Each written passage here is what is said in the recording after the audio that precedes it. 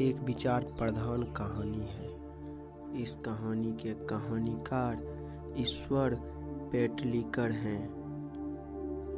इसमें कहानीकार ने एक माँ की ममता का बड़ा ही मार्मिक चित्रण किया है।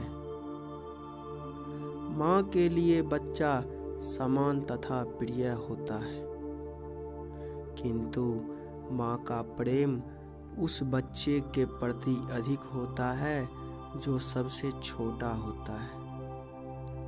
माँ की 4 संतान हैं, जिसमें 2 बड़े पुत्र शहर में नौकरी करते हैं तथा एक बेटी की शादी हो चुकी है और वह अपने ससुराल में है।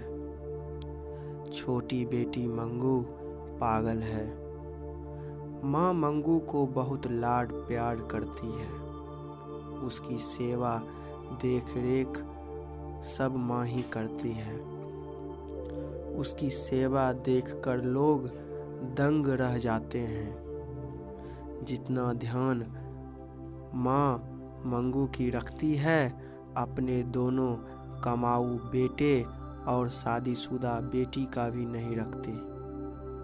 जब भी लोग मंगू को पागलों की अस्पताल में भर्ती कराने की सलाह देते हैं, तब माँ का एक ही जवाब होता है, मैं माँ होकर सेवा नहीं कर सकती तो अस्पताल वाले क्या करेंगे।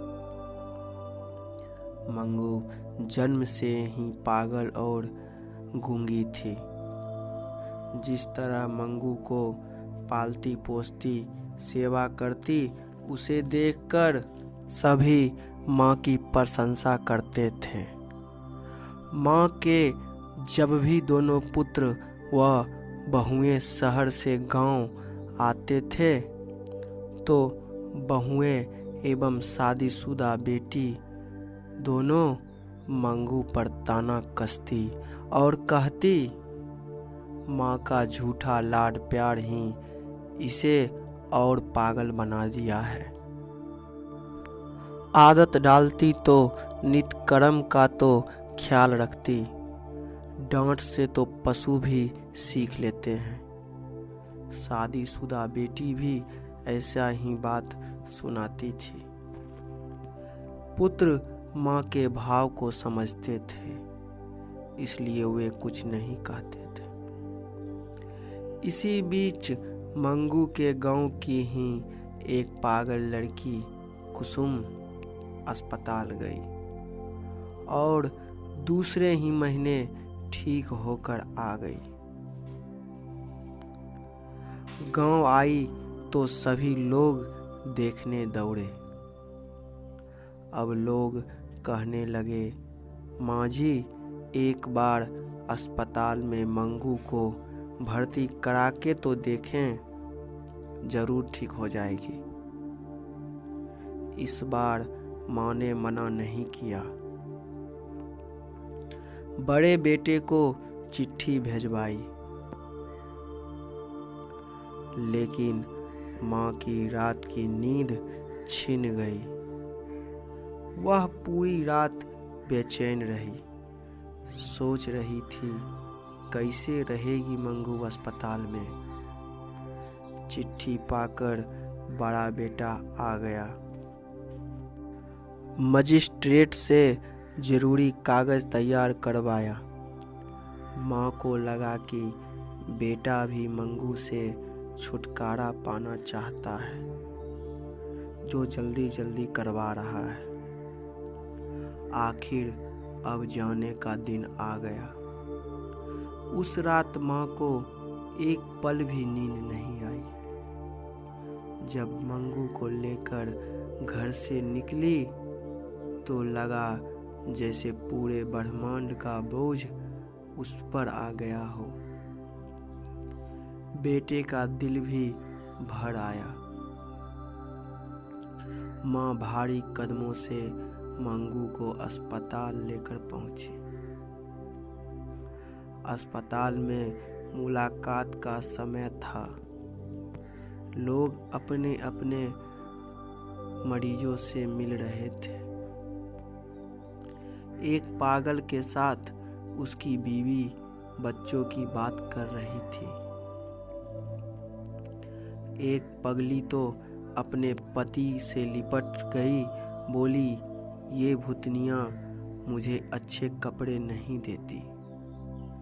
उसकी परिचारिका ने हंसकर कहा, खा लो, मैं सब दूंगी।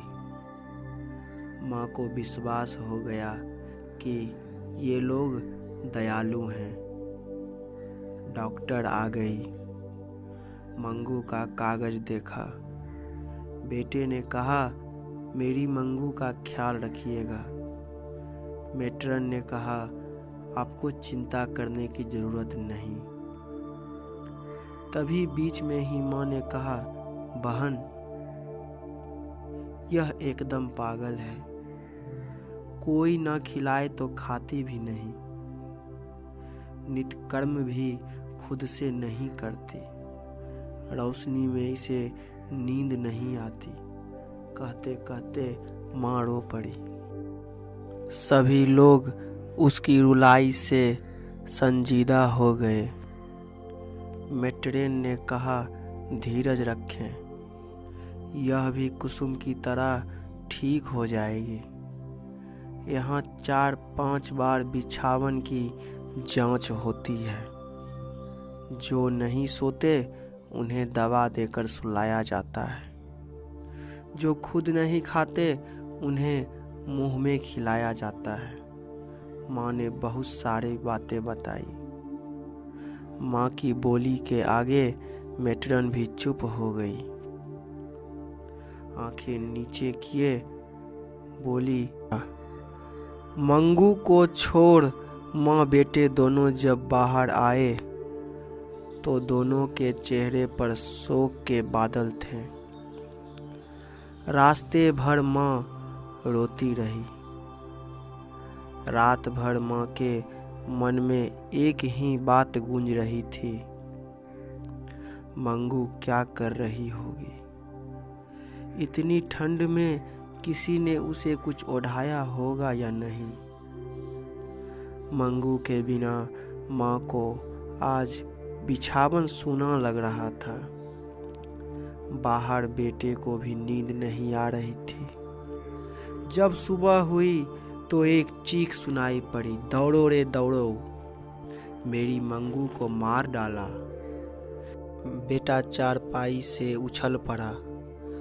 माँ मंगू के बारे में सोचते सोचते पागल हो गई और वह भी उसी श्रेणी में मिल गई। धन्यवाद।